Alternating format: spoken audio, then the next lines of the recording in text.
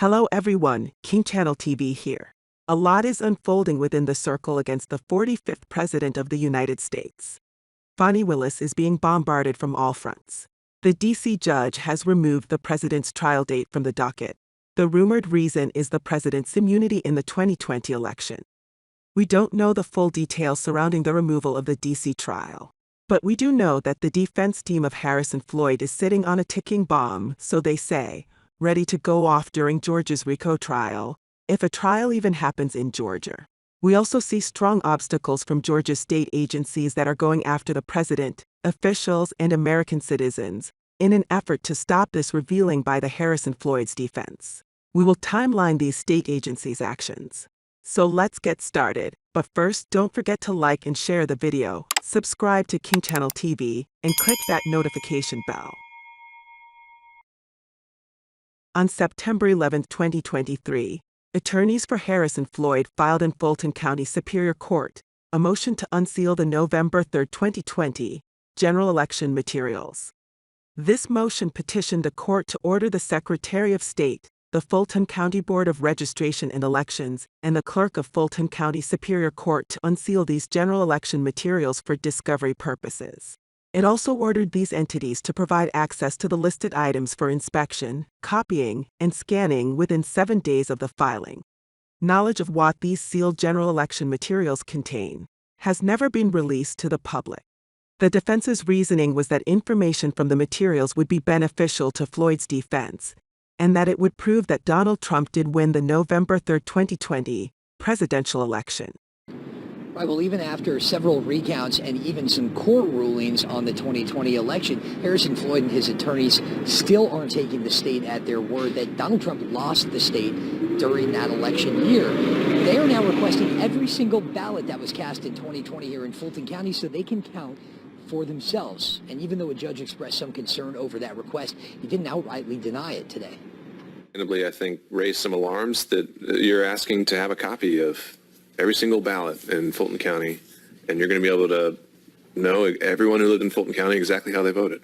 Superior Court Judge Scott McAfee expressing concern over requests by Harrison Floyd's attorneys to get documents from the Secretary of State and Fulton County Board of Elections. They were asking for copies of every single Fulton County ballot from 2020 to prove a smoking gun they say lies inside those documents. That President Trump indeed won the election, and we can prove it. On October 13, the Clerk of Fulton County Superior Court, the Secretary of State, and the Board of Registration and Elections filed a motion to quash the subpoena filed by Floyd's attorneys. Their reasoning were that the information would not be relevant to Floyd's defense, and filling the request would overwhelm the staff of these agencies. As part of Floyd's defense, he has subpoenaed Georgia Secretary of State Brad Raffensperger, the Clerk of Superior Court of Fulton County, and the Fulton County Board of Registration and Elections. All three agencies have filed motions to quash those subpoenas, and that is what the judge will hear arguments about today. And so Judge McAfee today ordered Floyd's attorneys to go back and just be more specific, to narrow the scope of these documents request and maybe make them a little more palatable for the state. They did offer to pay the cost of producing these records. This is going to be back in court in mid-November. On November 3, Judge McAfee heard arguments to quash Floyd's subpoenas. First, from an official with the Secretary of State.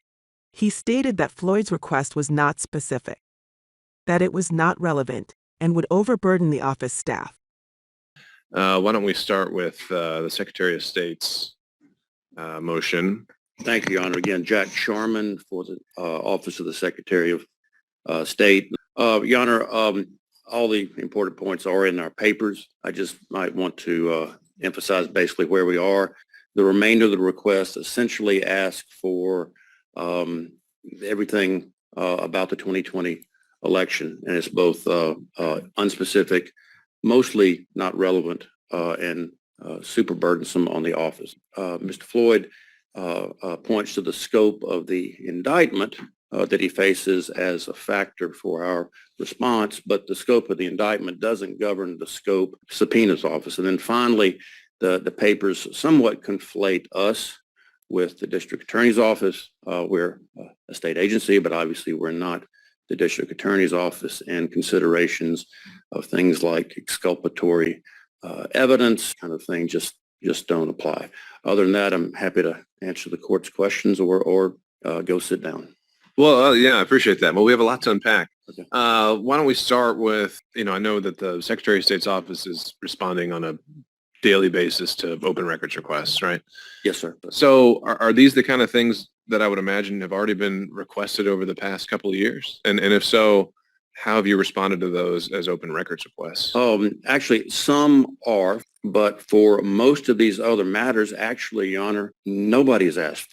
Either defendants in this case, the grand jury productions, the Congressional January 6th Committee, the Jack Smith DOJ Special Counsel, nobody has had this kind of scope, and I think for good reason, because it's not actually relevant to the to indicted or potentially to be indicted offenses. And I know you say that it would take months to do this sort of thing. They gave you a blank check and you could fill it in for whatever it would cost. Have you any idea what that would look like? But sir, I don't. It would be a lot, especially in the balancing of the relevance of these materials to the matters for which Mr. Floyd is indicted.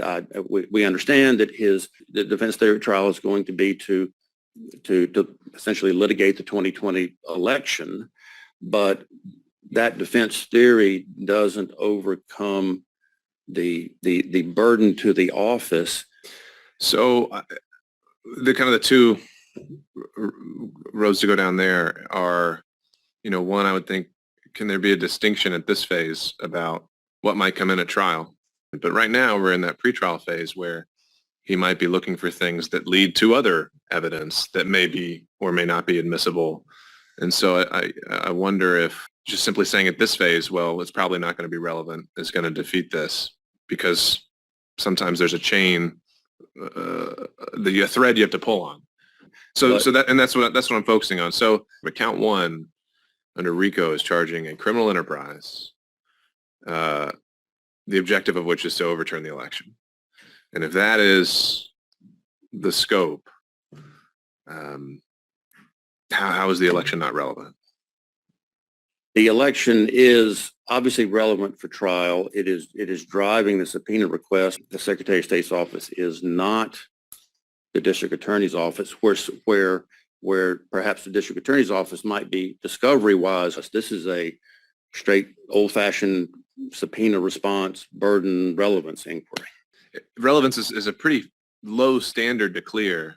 And so assuming they've cleared that, I'm wondering what scenario or what we could come up with to say that this is, it could lessen the burden on you. I think that, again, that we'll, fulfill whatever instructions the court gives. Okay. Well, let's bounce it over. Thank you. Is it Mr. Kachouroff? Yes, Your Honor. Okay. So I think the strongest point here I'm trying to work through is if, let's say, there's some smoking gun locked away in a vault in the Secretary of State's office that Mr. Floyd had no idea it ever existed during the entire time frame of this alleged enterprise.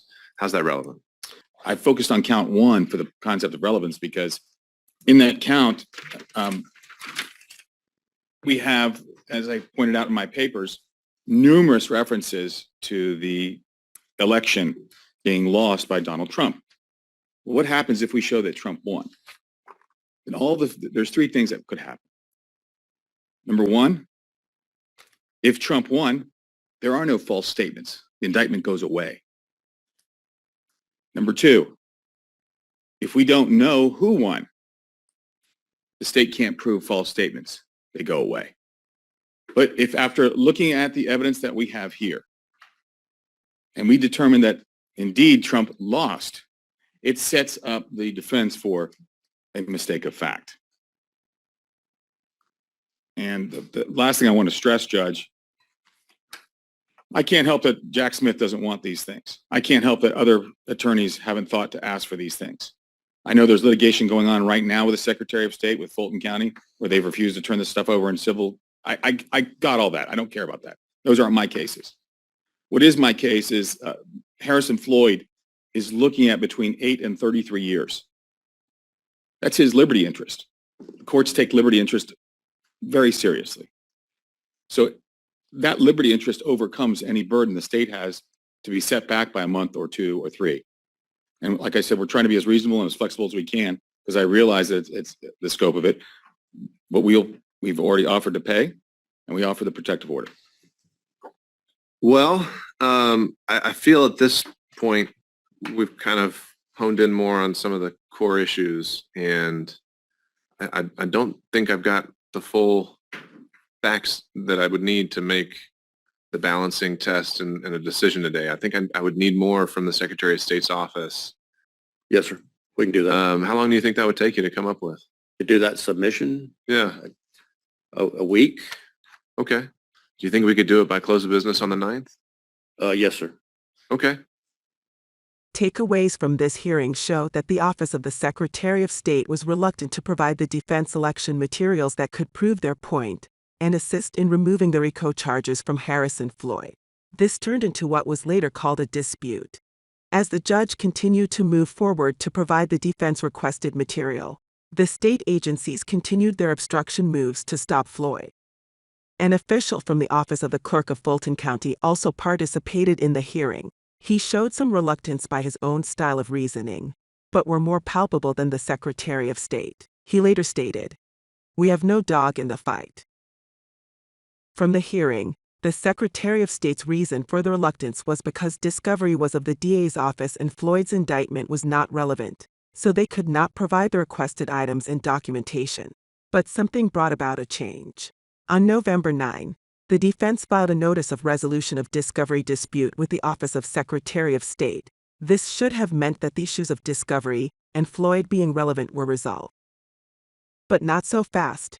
On the morning of November 14, DA Fani Willis filed an emergency renewed motion for protective order over discovery material.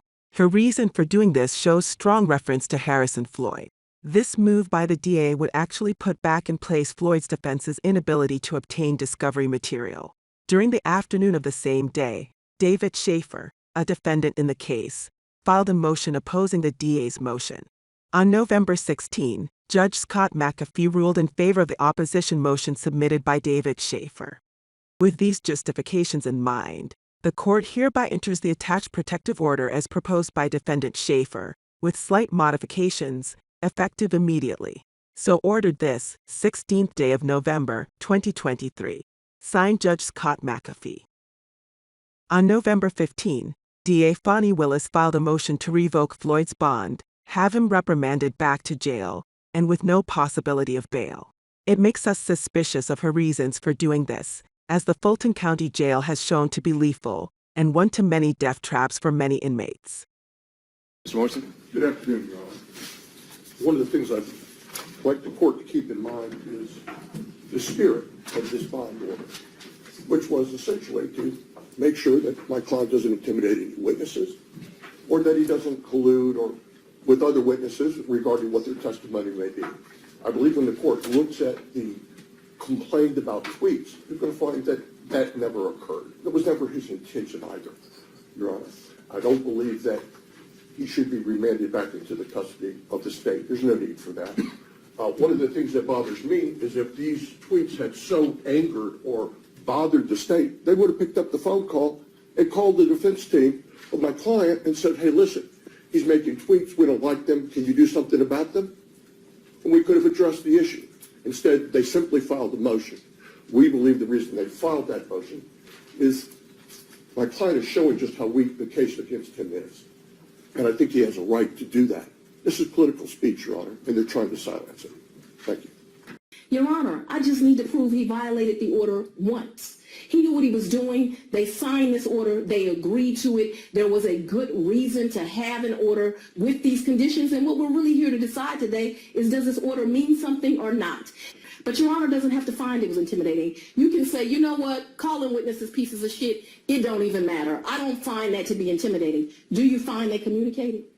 Do you find that they communicated with co-defendants? Do you find they communicated with witnesses? If you find that, then you find that he violated the bond order, and you have to decide, do we have an interest as a society in keeping witnesses in this case safe? Do we have an interest in this case of keeping the other defendants from having a fair trial? Your Honor, All we're asking you to do is exactly what the defense asked you to do. Read the court order. Look at the evidence. He violated this court order. It is unfair to those witnesses that are just coming, first, to do their public duty as an election worker, and second, to do their public duty as a witness. And there are real consequences for allowing defendants to intimidate witnesses. Your Honor, we're asking that his bond be revoked and he be remanded today. At the time of indictment, we were in this courtroom in the middle of another murder trial, so I was not able to conduct the first appearance for Mr. Floyd. But throughout that week during the trial, we were presented with these consented bond orders, which were negotiated by the parties, and then assigned without a hearing. The question becomes, the trial court has to balance the rights of the accused, as well as the public safety interests that are raised by any particular case. But I'll also note that a defendant is generally allowed to publicly criticize the merits of a case, to say that the prosecution doesn't have a case, to challenge the strength of the evidence, to speak his mind. And I don't see anything in this consent bond order that limited general criticism of the state's case. There has been a technical violation of Mr. Floyd's bond, and that communications he made wound up before the eyes and ears of potential witnesses and co-defendants. But not every violation compels revocation. And so I am stuck on the question of notice, and that the bond conditions as written, in my mind, were not specific enough to account for the nuances of social media. A very strong demand, but evidence and the original bond did not support her. With the judge's ruling, Harrison Floyd and his defense are now in the position to continue acquiring discovery evidence to resolve and reveal the truth, whatever it is. Another hearing towards Floyd's defense achieving its goal was held on January 9. Others are scheduled for February and forward as needed. This brings our video to a close. Please like and share the video, follow us and subscribe to King Channel TV, click that notification bell. Peace.